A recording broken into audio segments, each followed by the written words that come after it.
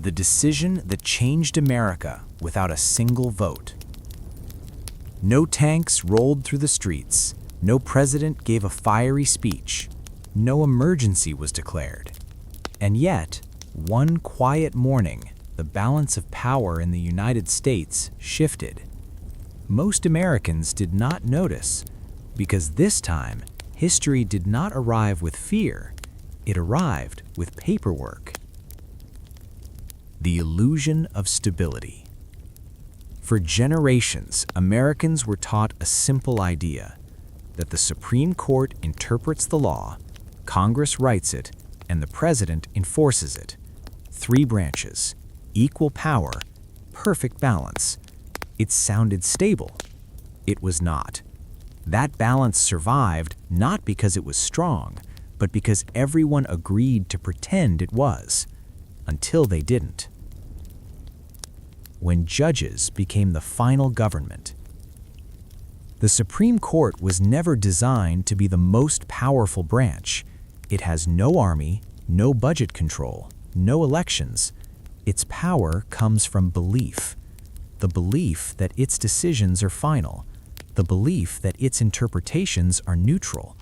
The belief that it stands above politics. But belief is not law, and belief can change. The case nobody watched. One ordinary case, few headlines, no national panic. It did not involve war or terrorism or violence. It involved rules. Rules about who gets to decide how laws actually work. For decades, Americans lived under a quiet assumption that government experts, scientists, regulators, agencies could interpret vague laws written by Congress. That assumption was never written clearly in the Constitution. It was tolerated, and then it wasn't. A door closed, power moved. With a single decision, the court changed something fundamental. Judges, not experts, not agencies, not elected officials, would now have the final say on how many laws are interpreted. Not just one law, thousands. Environmental rules, health regulations, worker protections, technology oversight, all suddenly uncertain, not overturned, unanchored. Why this felt invisible? There were no soldiers, no protests at first, no dramatic announcement.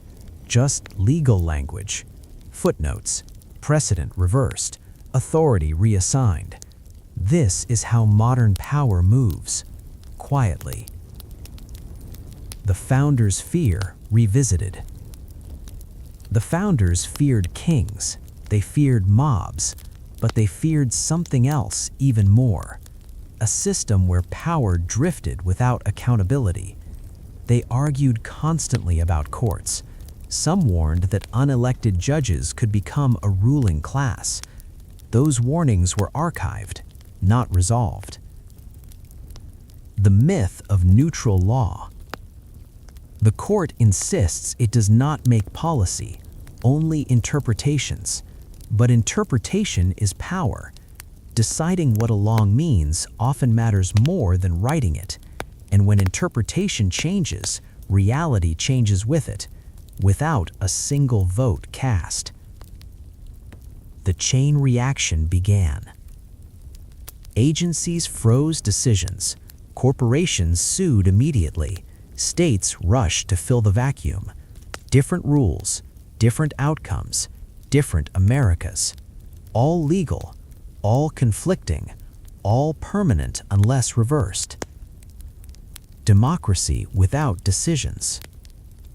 Congress, already paralyzed, gained more responsibility, but not more ability to act. The president gained visibility, but less control. And the court gained something it never publicly asked for: final authority over how the country functions day to day. Not in theory, in practice. Why this moment matters more than it sounds. This was not about left versus right, or liberal versus conservative. It was about where power actually lives and whether Americans still control it. Because when laws stop being predictable, power flows to those who can afford uncertainty. The question history always asks, was this a correction or the beginning of something else? Because every time America changes how power works, it tells itself the same story, that this time is different, that this time is safer, that this time is necessary. History has heard that before. And this is only the first chapter, because once authority shifts, it rarely shifts back. The next crisis will not ask permission, and the system Americans think they understand may not be the one that responds. How unelected power became normal, from courts to algorithms. Power does not usually announce itself. It drifts. And when Americans finally notice it has moved, it has already settled somewhere new. The comfort of not choosing. Democracy is exhausting. Voting is slow. Debate is messy. Compromise feels weak. So modern systems learned a quiet trick. They removed decisions from voters and gave them to neutral processes instead. Courts, agencies, experts, algorithms. Not because people demanded it, but because people stopped resisting it. The rise of the expert state. In the 20th century, government grew too complex for Congress to manage directly, so lawmakers did something practical and dangerous. They passed broad laws and let agencies decide the details: environmental limits, food safety rules, labor protections, technology standards. This was efficient.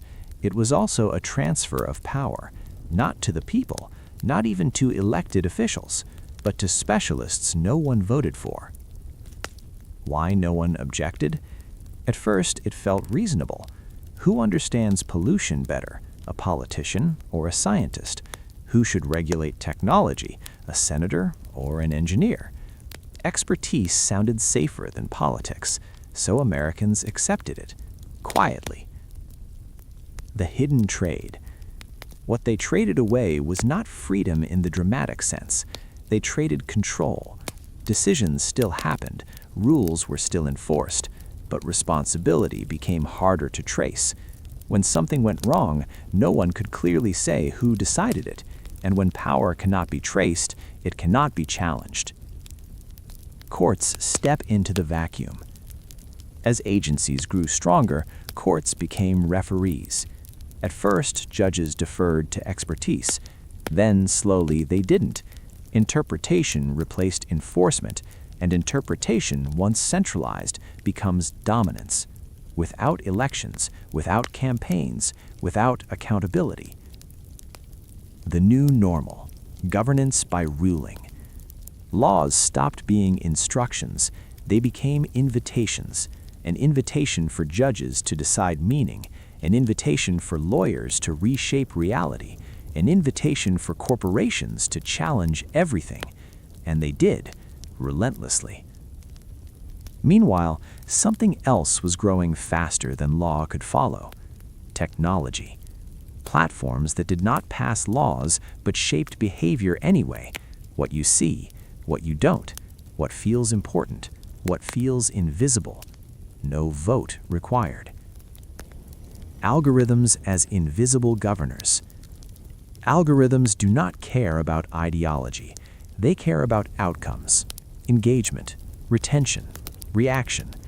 And yet they influence elections, opinions, fears, and beliefs more effectively than any politician ever could.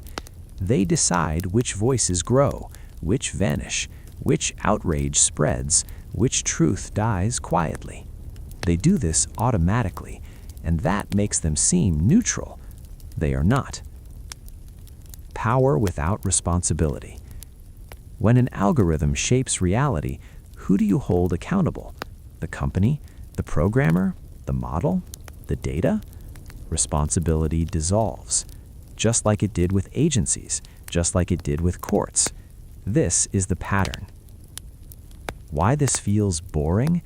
There are no villains in capes, no single tyrant, just systems optimizing themselves while humans slowly lose leverage. That is why this history feels boring, and why it is dangerous. The democratic illusion remains. Americans still vote, still debate, still protest, but more and more decisions happen outside those processes, legally, procedurally, irreversibly. Democracy remains visible, control does not. The old question reworded. The founders asked, "Who guards against power?" The modern version is quieter. Who do you blame when no one is officially in charge? No one answered it, because answering it would require slowing everything down, and modern systems hate slowing down. What happens next is predictable. When unelected power becomes normal, people stop trusting outcomes. When people stop trusting outcomes, they stop respecting rules. And when rules lose legitimacy, force returns. Not always as violence, sometimes as disengagement, sometimes as denial, sometimes as chaos. The final setup. America now lives inside a system where laws are vague, interpretation is centralized, technology accelerates everything, trust is exhausted. That combination has appeared before in history.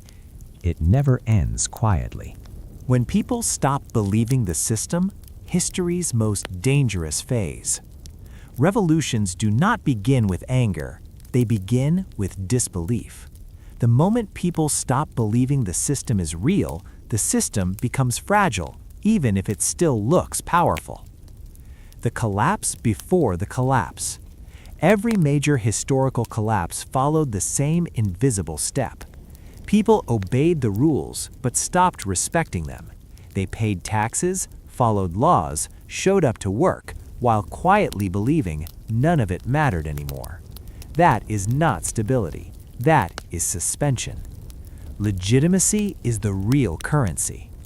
Governments do not survive on force alone. They survive on belief. Belief that laws mean something. Belief that outcomes are fair. Belief that tomorrow will resemble today. When belief disappears, even strong states become hollow. Rome didn't fall when barbarians arrived. Rome fell earlier. It fell when citizens stopped seeing the state as theirs. Elections became rituals, laws became tools, officials became distant. By the time invaders arrived, Rome was already empty on the inside. The modern version looks polite. Today, disbelief does not always scream, it shrugs. People say, nothing will change. They're all the same. It doesn't matter who wins. That is not apathy. That is withdrawal of consent. When voting feels like theater. Once people believe outcomes are pre-decided, participation becomes symbolic. Voting turns into performance, debate turns into noise, truth turns into preference. At that point, the system continues functioning, but no longer persuading. Why this phase is so dangerous? Anger can be negotiated. Disbelief cannot. You can calm angry people. You cannot argue someone back into faith. Once legitimacy cracks, every action by authority feels suspicious, even helpful ones. Emergency powers return. History shows what comes next. When trust disappears, governments lean on speed. Rules are bypassed temporarily. Oversight is delayed for stability. Power concentrates just until things calm down. They rarely do. The cycle repeats. Fear to urgency to centralized control. It always sounds logical, and it always lasts longer than promised. The silent transformation. Citizens do not wake up in dictatorship. They wake up tired. Tired of chaos, tired of debate, tired of uncertainty. And tired people trade liberty for the feeling of order, every time. Why this feels like sleep history? Because nothing explodes at once. It unfolds slowly. boringly, legally. By the time anyone notices, the system has already changed shape. The final warning from history. When disbelief becomes normal, truth becomes optional. When truth becomes optional, power becomes whoever controls the story. Not the law, not the vote, the story. What replaces broken systems, and why it's never what people expect? When systems collapse, people imagine chaos. They imagine fires, riots, empty streets. History shows something far stranger. Collapse is usually quiet. Systems don't disappear overnight. Broken systems do not vanish. They continue existing. On paper, in buildings, in ceremonies. But people stop using them emotionally. They stop expecting answers from them. That is when replacement begins. Power hates vacuums. Where trust disappears, something else rushes in. Not ideology, not revolution, convenience. People don't replace systems with better ones. They replace them with easier ones. The rise of informal authority. In every collapse, the same figures appear. Strong local leaders, private organizations, media personalities, corporations, religious or cultural figures. They offer simple things: speed, certainty, protection, no voting required. Rome again, because it's always Rome. After Rome weakened, people didn't wait for emperors. They went to landlords, generals, church leaders, not because they were better, but because they answered immediately. The state became background noise. Law is replaced by influence. When formal law loses credibility, people rely on reputation, fear, loyalty, access. Justice becomes negotiable, not illegal, just flexible. The comfort of strong hands. In unstable times, people crave clarity. Strong figures promise order without debate, decisions without delay, safety without complexity. History proves something uncomfortable. People prefer unfair certainty over fair confusion. Why this never feels like tyranny? Because it doesn't arrive screaming. It arrives promising rest. You don't have to think anymore. We'll handle it. Trust us. And tired societies say yes. The illusion of choice. Replacement systems keep the appearance of freedom. You can speak, but it doesn't matter. You can vote, but outcomes are guided. You can protest, but nothing changes. Freedom becomes decorative. America's historical pattern. The U.S. has faced this phase multiple times: post-Civil War, Great Depression, World War eras, Cold War emergencies. Each time, emergency systems expanded. Each time, they stayed longer than expected. Why people don't resist? Because replacement systems work at first. Crime drops, decisions speed up, life feels stable again, until power stops listening. The point of no return. History shows a clear line. When people stop imagining alternatives, the replacement becomes permanent, not by force, by habit. The scariest truth. The most dangerous systems are not the cruel ones. They are the ones that feel normal. The lock-in moment. Every system reaches a moment historians call irreversibility. Not when change becomes impossible, but when people stop trying. This moment is quiet. No speeches, no protests, no dramatic turning point. Just silence. How power becomes permanent. Power does not need force forever. It only needs time. Once new systems operate long enough, they stop feeling new. Children grow up inside them. Adults adapt to them. Memory fades. Soon, people defend the system they once feared. The myth of going back. History shows something brutal. Societies do not return to old systems. They romanticize them, but never rebuild them. Rome never became a republic again. Emergency powers never fully disappeared. Surveillance never shrank back to zero. Power accumulates. It does not rewind.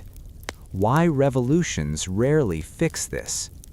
Revolutions remove people. They rarely remove structures. New leaders inherit the same tools: emergency laws, security systems, centralized control, and they use them because they work. The final psychological shift. The most important change happens inside the mind. People stop asking, "Is this right?" They start asking, "Is this normal?" That question marks the end of resistance. Freedom becomes a memory, not a demand. At this stage, freedom becomes symbolic, a word, a story, a holiday. People still value it, but no longer expect it fully.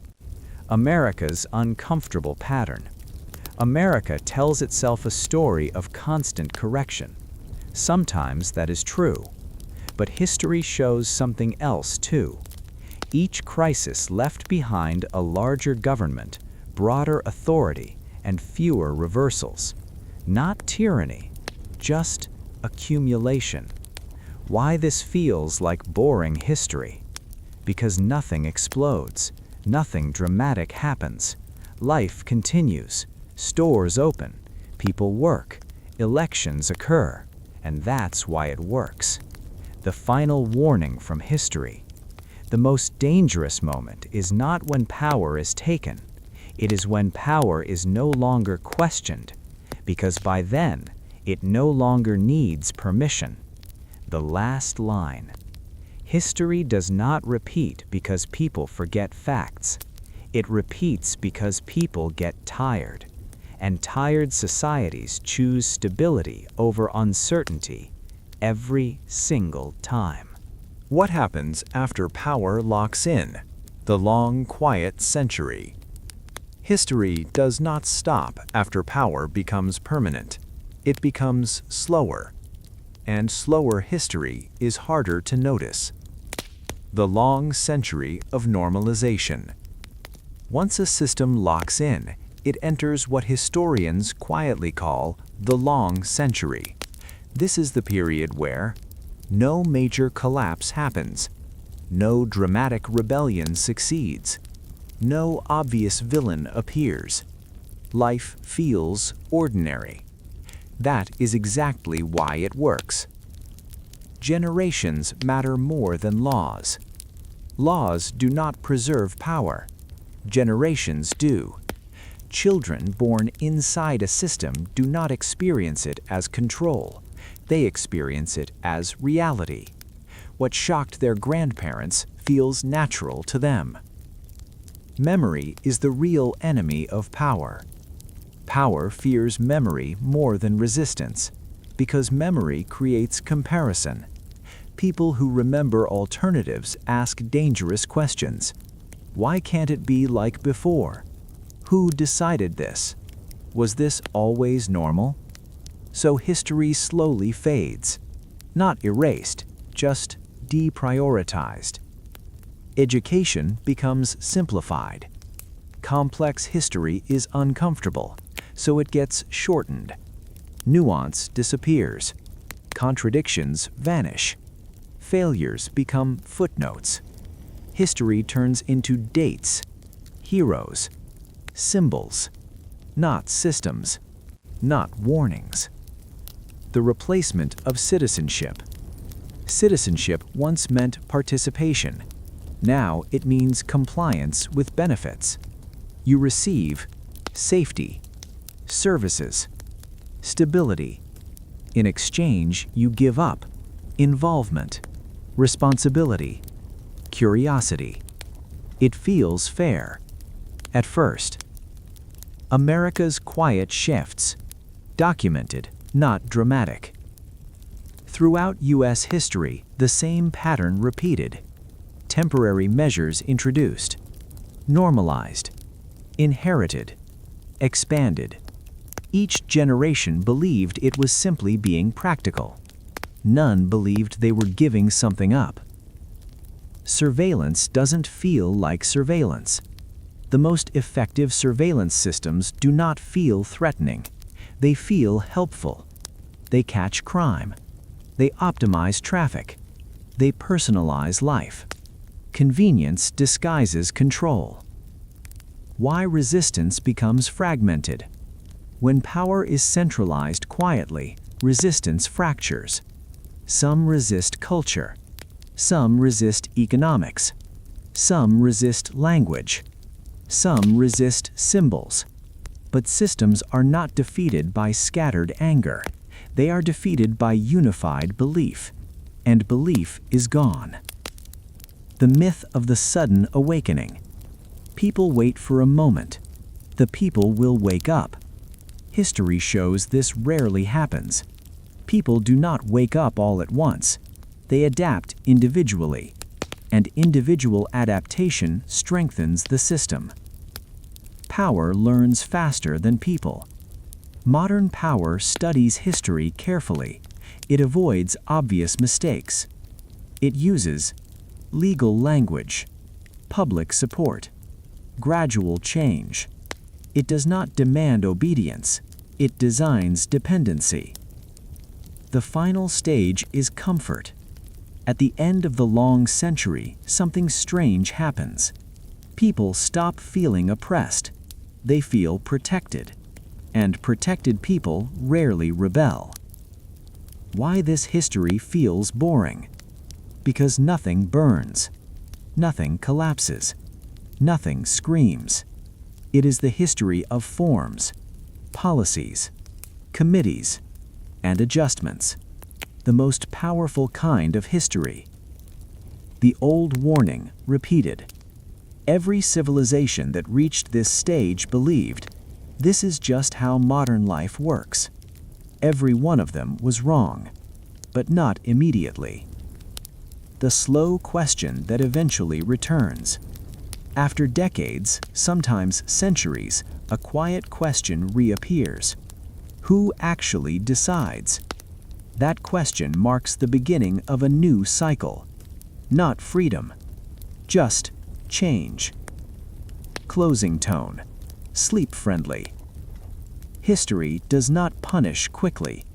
It waits, patiently, for belief to fade again.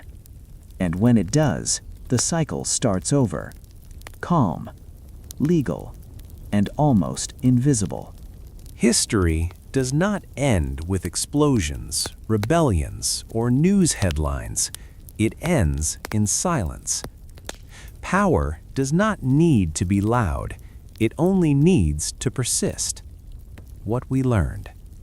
Systems collapse quietly, not dramatically. Emergency measures become permanent over time. Citizens gradually accept what they once feared. Authority shifts to those who act efficiently, legally, and invisibly. By the time most people notice, it is already normal. The human pattern. Generations forget alternatives. Memory fades. Compliance becomes comfort.